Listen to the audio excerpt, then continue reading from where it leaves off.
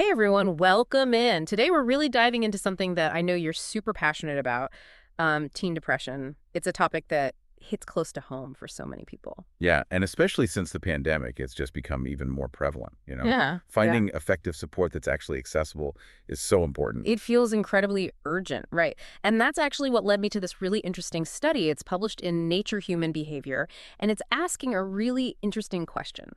Can a single online session, actually make a difference in teen depression? It does feel almost like too good to be true, right? But the thing is, these researchers actually dove in. They tested two different approaches, and get this, with over 2,400 teenagers. Okay, over 2,000, that's a huge sample size, and you can tell they were really committed to understanding this on a broad scale. So tell me more about these single session interventions. I know they're called SSIs in the study. What's the first one? Right, so the first one is behavioral activation, or BASSI for short. Okay, BASSI, got it. And it's based on this idea that sometimes taking action, even before you feel motivated, can be really powerful. Interesting. It's about gently encouraging teens to do things that they used to enjoy, even if it's just for a little bit each day. So it's not just about thinking positive thoughts, it's about actually doing things, even if it's small. I can see how that would be important, especially with depression, because it can make you feel so stuck. Exactly. But what does that look like practically speaking? Okay, so let's say there's a teen who loves photography, right? Yeah. But they haven't actually picked up their camera in months. Right. The BASSI might encourage them to just dust it off, maybe even join a photography club if they were feeling up to it. Or like for a teen who loves animals, maybe it's volunteering at a shelter, helping them reconnect with that sense of purpose. Oh, I love that. It's about finding those little sparks of joy again, those little moments of, hey, I did that. I'm already starting to see how this could be really powerful. Yeah. Okay, so that's behavioral activation. Now, the second type of SSI they tested growth mindset, that one feels particularly relevant to teenagers. They're in this stage where they're figuring themselves out. Totally. And adolescence is a time of incredible growth, but there's also a lot of self-doubt. For sure. Growth mindset interventions are all about trying to reframe those negative thought patterns, those I can't thoughts that can really fuel depression.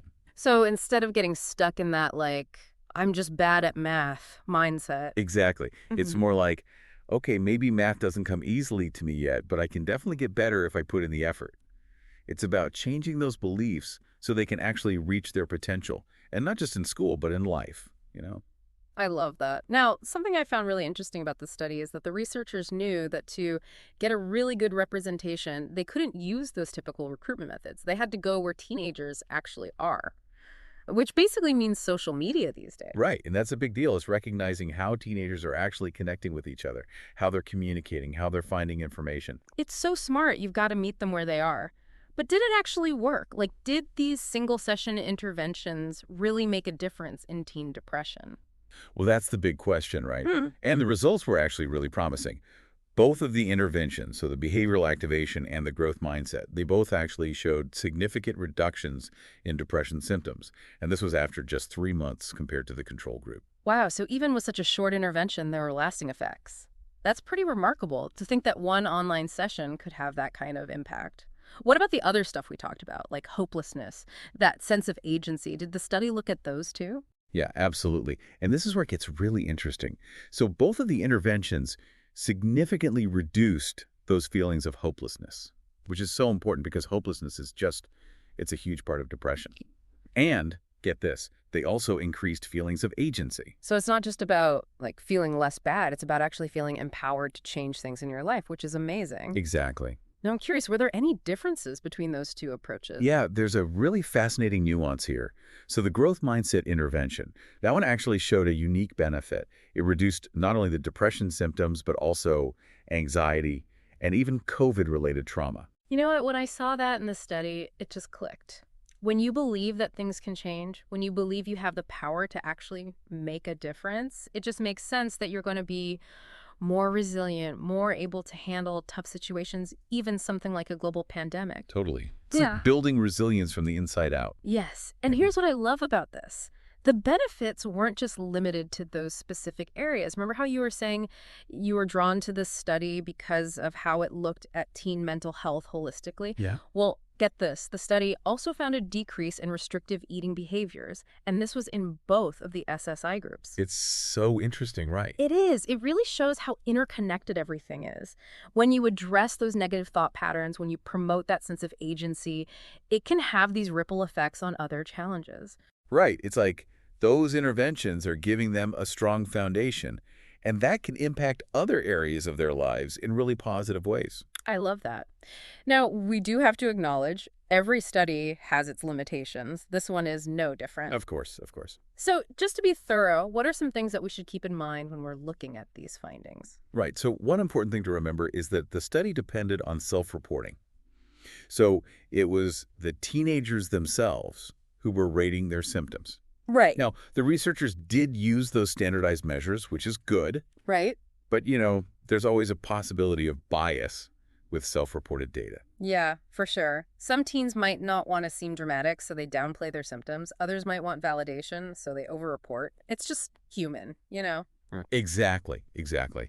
And while they did try to get a really diverse sample, there's always the question of, how much can we generalize from this? Can we say for sure that these findings would be the same for teens who maybe didn't have internet access or who weren't comfortable sharing their experiences online? It's a really good point. It just highlights how crucial it is to make these resources as accessible as possible to reach those who might be falling through the cracks. 100%. But I have to say, even with those limitations, there's a powerful message here. If we can have this kind of positive impact, even with one single online session, imagine the possibilities if we could make this more widely available. That's what has me so excited about this. It's not just one study, it's what this could mean for the future. Instead of waiting for a crisis, what if we could just give them these tools early on? Help them navigate all the ups and downs of being a teenager, build that resilience and self-awareness. It's like giving them a head start, right? Before they even get to that crisis point. Yeah, exactly. And that's what's so amazing about these SSIs. Mm-hmm. They can reach teens so early on, even before they might think about, traditional therapy. Right. And for teens who might be like facing barriers to getting help, whether that's cost or stigma or just not even knowing where to go, Yeah. these online interventions could be huge. Totally. It's about making support so much more accessible, meeting them on their level. So as we wrap up this deep dive, I want to hear your take on this. Knowing how passionate you are about actually making a difference, what feels like the biggest takeaway for you? What's sticking with you? It really goes back to that idea of being proactive. Like, how can we actually build these interventions into teenagers' lives in a meaningful way? Right. We've talked about schools, online communities, but why stop there? What if we thought even bigger? Like, what about integrating these strategies into the spaces where teens are already spending so much time? I'm talking about social media. Ooh, that's interesting. Instead of just scrolling and scrolling, what if they were getting these little nudges toward self-awareness, toward resilience? Exactly. And some platforms are already doing things around mental health awareness. But imagine if we went further.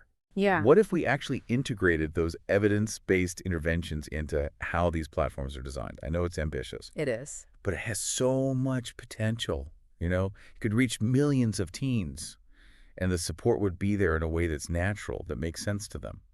It's a powerful thought to end on. That tech, which sometimes gets a bad rap, could actually be a force for good in these kids' lives. And that's a wrap on another deep dive. We hope this sparks some ideas for